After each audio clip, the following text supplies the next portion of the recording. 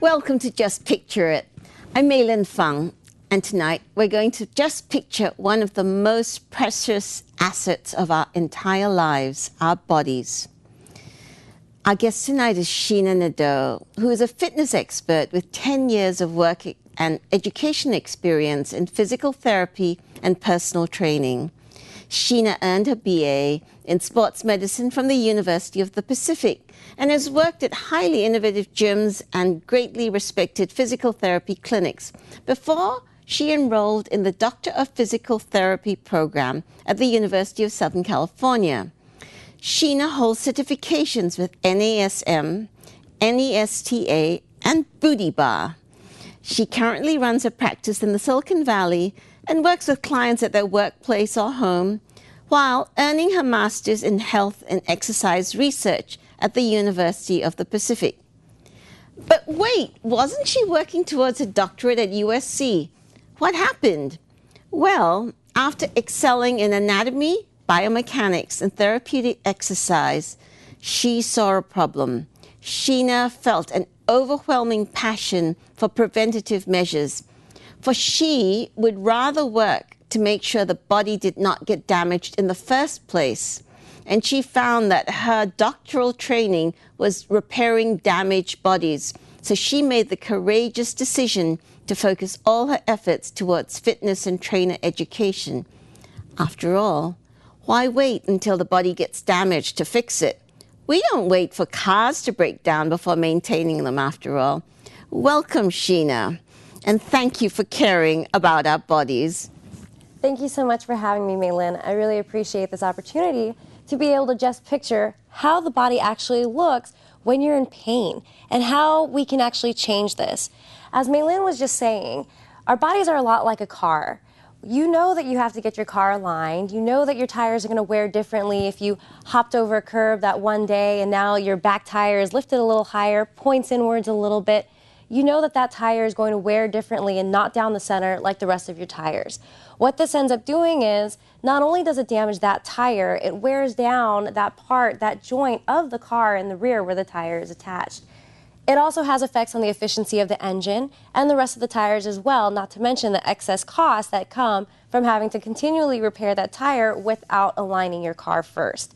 The human body is a lot like this. We end up having a lot of hip pain, knee pain, ankle pain, shoulder pain, and back pain because our bodies are not balanced and aligned with the connective tissues that connect our entire body in one piece. Next picture, please. Can we have the next graphic? The graphic with the spine, yes, great. A lot of back pain and neck pain are interrelated, and most of our spinal pain actually comes from poor posture. And we're going to get into that with some great pictures to really show you what your posture is doing to your body. Next graphic, please. This is a real-life example of a woman who carries bad posture normally. This is what she's used to. She's used to the hunched over shoulders, resting on the hips, bringing the hips forward, and just letting the hip bones and the joints here take all of the weight as she stands. Okay?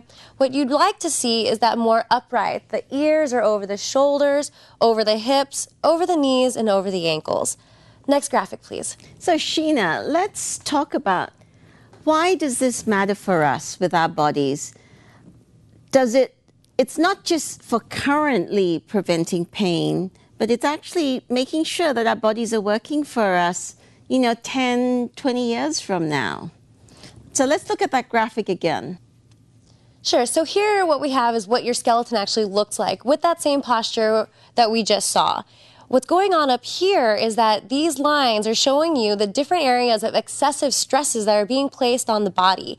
These areas of excessive stress are asking for injury. Whether it manifests in your 20s or in your 60s, the problem lies in keeping this as your muscular programming your entire life.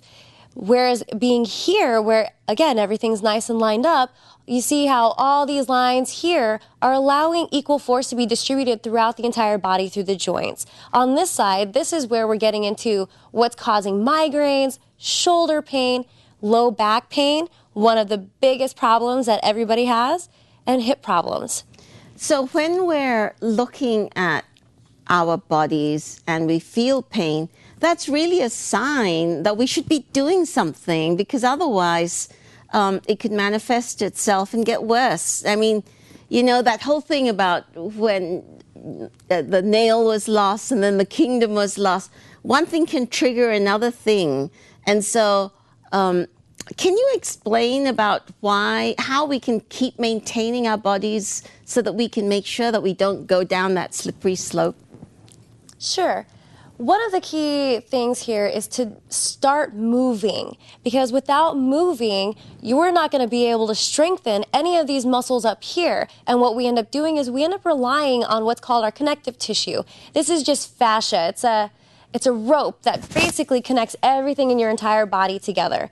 When we allow our body to just hang on this rope, like this posture here, or using the ends of our bony joints to hold us up, we end up losing muscular ability, we lose our muscular density, and we allow just pressure on bone.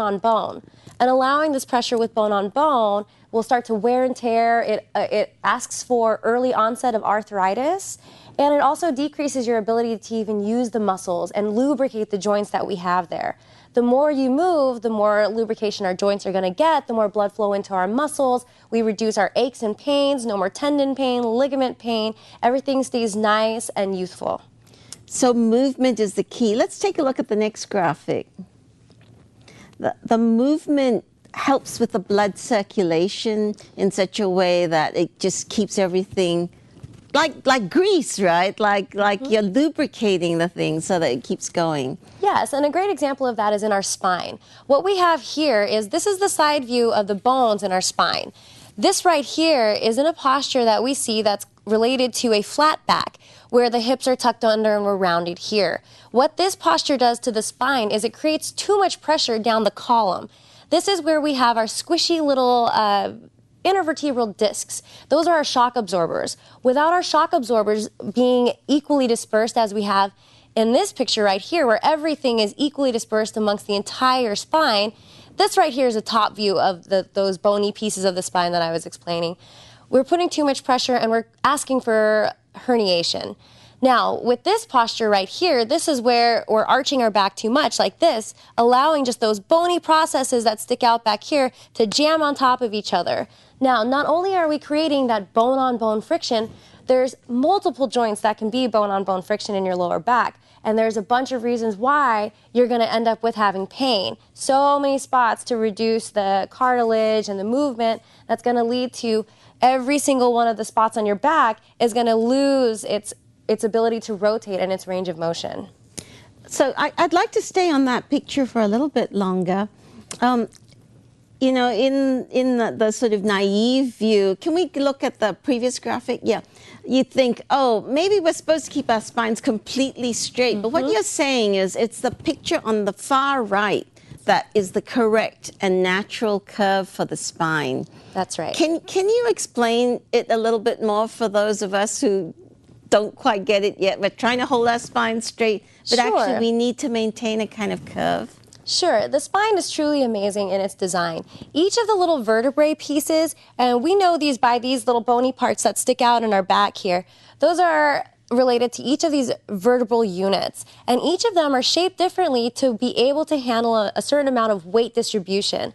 And when our back is completely flat, this doesn't allow for maximum rotation, arm extension, and leg movement also. So with our spine, we're actually supposed to have three main curves that go outwards. There's the back of the head here, in between the shoulder blades, and the flat part of your tailbone. These should stay lined up all together in one straight line in order for us to maintain what's called a neutral or aligned spine, not flat or not arched. Thank you, Sheena. So now we're in Silicon Valley, and there's apparently a syndrome called Silicon Valley syndrome. What is it? And how does it happen? Why is it so prevalent in Silicon Valley? So Silicon Valley syndrome is a term coined specifically to address what used to be called commuter's syndrome. And what this looks like and what it's called for is because of the numerous hours of sitting, topped with sitting at the wheel, driving like this, rounded shoulders, very rounded spine, shortening of the hip flexors, and also sitting at the computer. This is why it's been called Silicon Valley Syndrome, because of all the tech jobs now out here and the several hours that are spent sitting at a desk, hunched over. Can we take a look at the next graphic, which I think shows this? So here are examples of sitting posture. Let's not look at the perfect posture yet. Let's look at two normal ones. Typically, you're going to see this last one here. A lot of us find it easy to just sag down into our chair and type away, or have to reach forward and type away. Or we compensate. We either use a lumbar pillow or change our seat a little bit to something more ergonomically correct. However, the tendency with that is then we overarch our back, pulling into that extension, pressing each of our bones against each other in the back. What we'd like to see is lining up your ears over the shoulders, over the hips, with your arms right here if you're using a keyboard supported. That's ideal sitting posture, which we'll get into when we discuss upper cross syndrome in a little bit.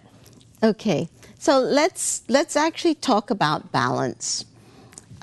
Just like a car needs to stay in balance, or the tires will wear unevenly, we have to keep our bodies in balance so that we can keep them going for the long run, decade after decade. I sometimes hear about, these people who maintain their cars 100,000 miles, 200,000 miles, 300,000 miles, and I think, wow, they must know a lot more about their cars to make sure that they can keep running them for so long.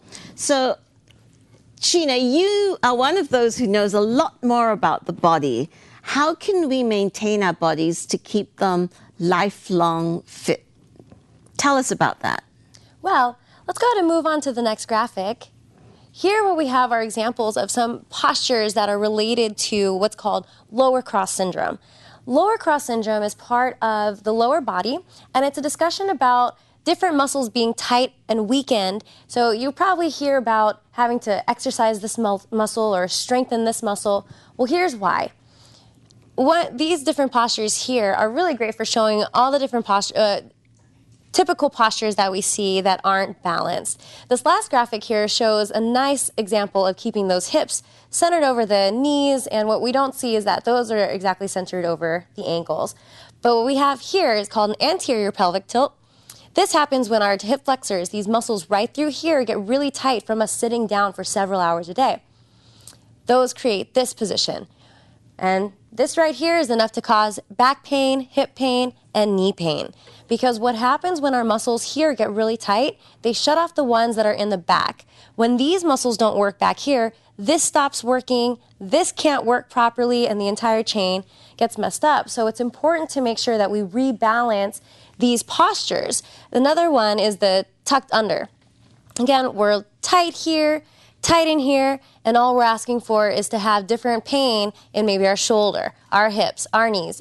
Any of these postures that are away from neutral are going to cause pain because of the destructive forces that are being placed just with gravity pulling on your body, pushing on those joints. So our bodies is such a sensitive instrument.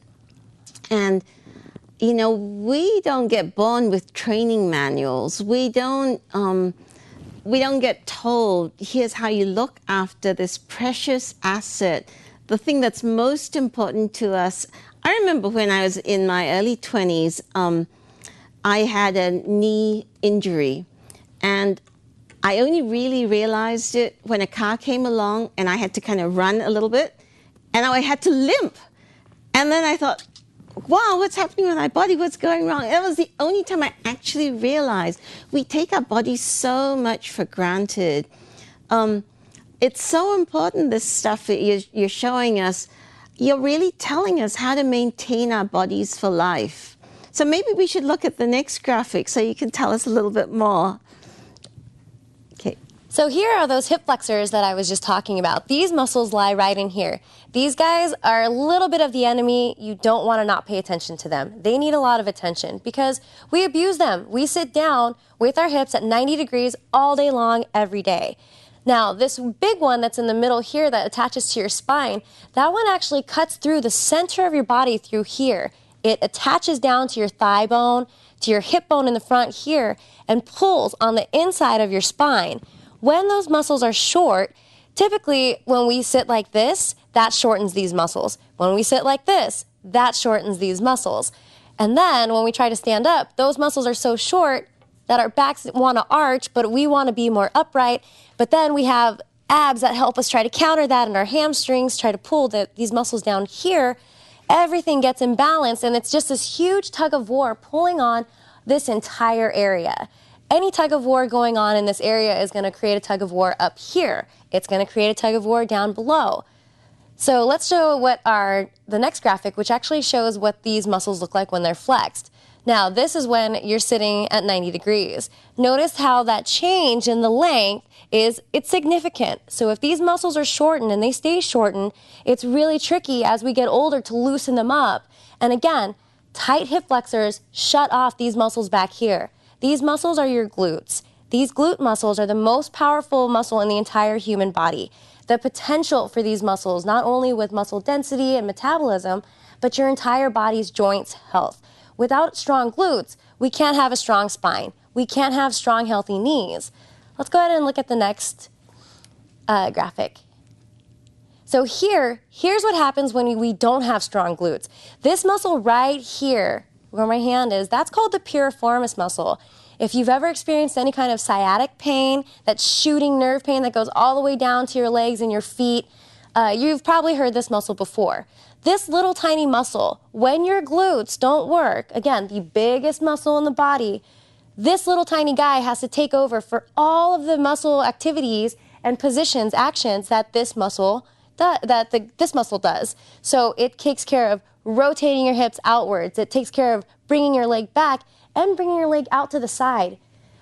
This little guy does that all. When he has to do it all, that sciatic, this huge nerve here, in some people it actually lies in the middle of that piriformis muscle. In some people it rides behind. But the bigger this little muscle gets, the more it touches that sciatic nerve, creating a lot of nerve sensations all the way down. It can stop at the knee, it can start at your toes and work its way up. Nerves are a little tricky like that. This is why we need strong glutes. Can we take a look at the next graphic, because this shows the actual postures. So here's how to get your glutes to wake up. Use any kind of a dowel at home, maybe a broom. Just stick that to your back, and remember those 3 points, the back of your head, in between the shoulder blades, and the flat part of your tailbone. And just practice bending over. See how far you can go without your head moving too far down, or rounding that spine and pushing this dowel away from you. Or you could arch your back and create too much space in here when we still want just a little bit of space, no flaring here. So you can just practice just by bending over and coming right back up. This method is called the hip hinge mechanism. The hip hinge mechanism is how we use our glutes and save our lower backs. In people that have back pain, it shows that their glutes don't fire anymore, and so they end up using this as their way of lifting, and that ends up creating more pain, and the cycle continues. Let's take a look at the next graphic. So this next graphic shows a way of squatting, another important way of waking up these glute muscles, and a way of preventing pain. In this first picture right here, what we see is the girl is squatting much more upright. This is typically how a lot of us like to squat. The problem with this, though, is that it requires a lot of work from the front muscles of the thigh, and not so much equal distribution between the backside, and the front side. Now, when those knees get past the toes in the front here, it really causes a lot of damage and a lot of force on the kneecap itself and the knee joint. When that happens, a lot of people will stop squatting. As we get older, we lose our ability to get up and down off the ground, negotiate stairs, and this is why. Because we're squatting with our knees going past our toes. So what's the right way to do it? The right way to do it is displayed right here. Now, it looks a little too far forward for a lot of people, and it's going to look like your butt's getting way far back, but that's how we wake up the glutes. You're going to get your butt way in back of you, keeping your knee over your ankle with a straight vertical shin, and then you allow your behind to go way in back of you so that your shoulders can actually try to line up over the knees, which then will line up over the ankles. Okay, let's move on to the upper body, because so many of us have issues related to shoulder pain and just not feeling good with all the typing that we do. Tell us a bit more about that. So with the upper cross syndrome, now we're bringing it up here, and again, we're talking about that posture where we're rounded forward. In the first picture, we actually have neutral. The ears line up over the shoulders, line up over the hips. In the next few, with those lower body postures that we discussed earlier, with just the pelvic tilt, flat back, these two actually, when we don't keep our lower spine neutral, this is what happens to our upper body. Our heads come forward. When our heads come forward, we tighten these muscles right here, we tighten these muscles right here.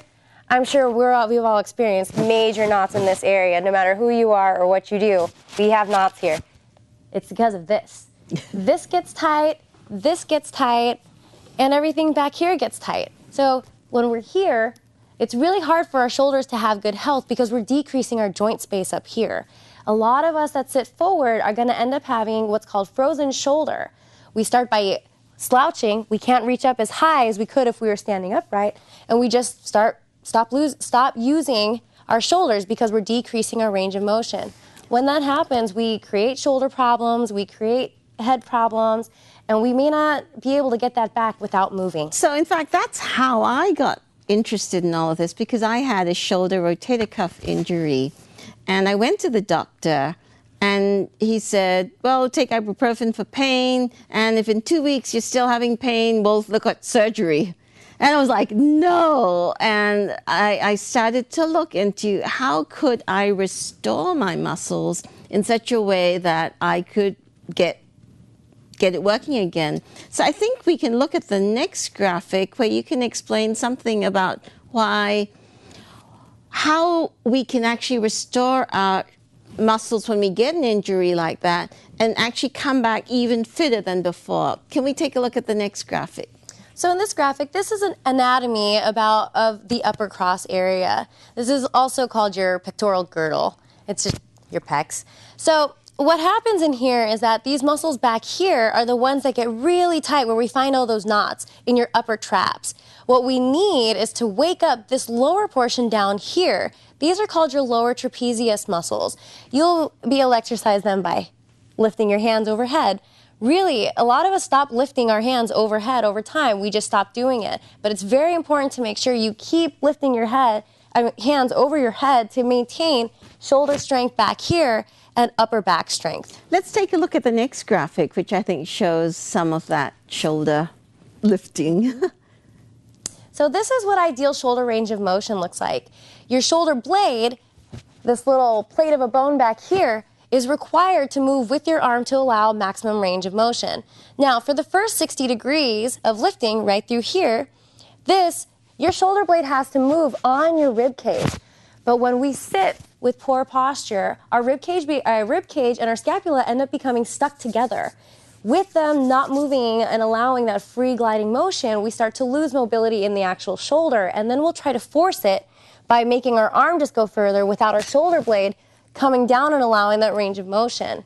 When this happens, let's go ahead and look at the next graphic. When this happens, so here's a side view of what the joint looks like. If I were to take my arm off and show you guys what it looks like, this bone right here is called the acromion. This is back here, okay? And then this little tiny one in the front sits a little further, but we can't really feel that.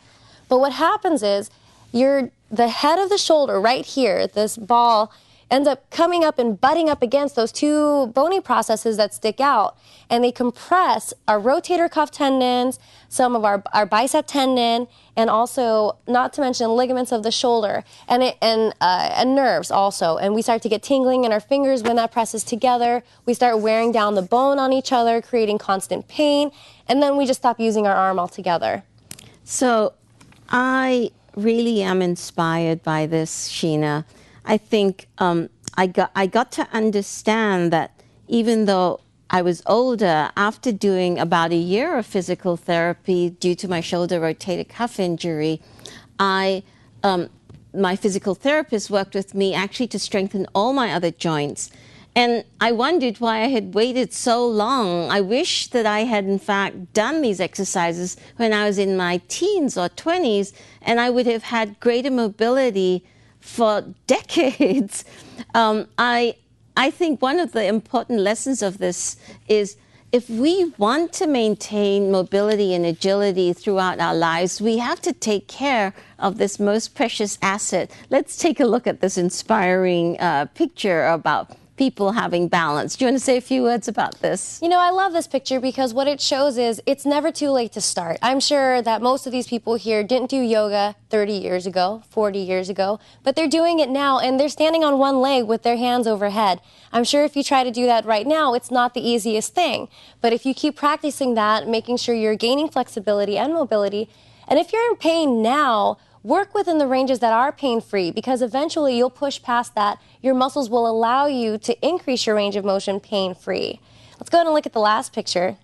This is one of my favorites. This is an incredibly hard calisthenic move done by a lovely woman who has probably not done this her entire life.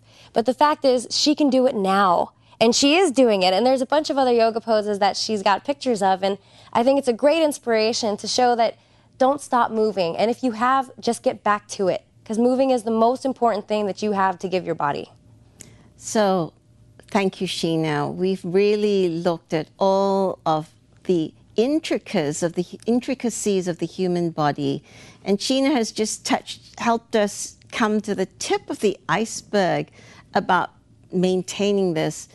I think if you look at how much research is spending on artificial limbs, artificial legs, we will never own a more expensive and precious and valuable asset than our body. And yet we may take a lot more care of our cars or our television sets even, or our internet routers at home. When that's not working, you really go fix it. But here we've got the most precious asset we'll ever own our whole lives, and we need to start maintaining it. Do you want to send us off with the last few words, Sheena? Sure. Yeah. Oh. Okay. So the important thing is the take-home message, take care of your body. It's way more complicated than your car, but we all know that your car is something that needs to be maintained year after year and making sure, otherwise you're not going to have it for 10 to 15 years. And thanks all, thanks.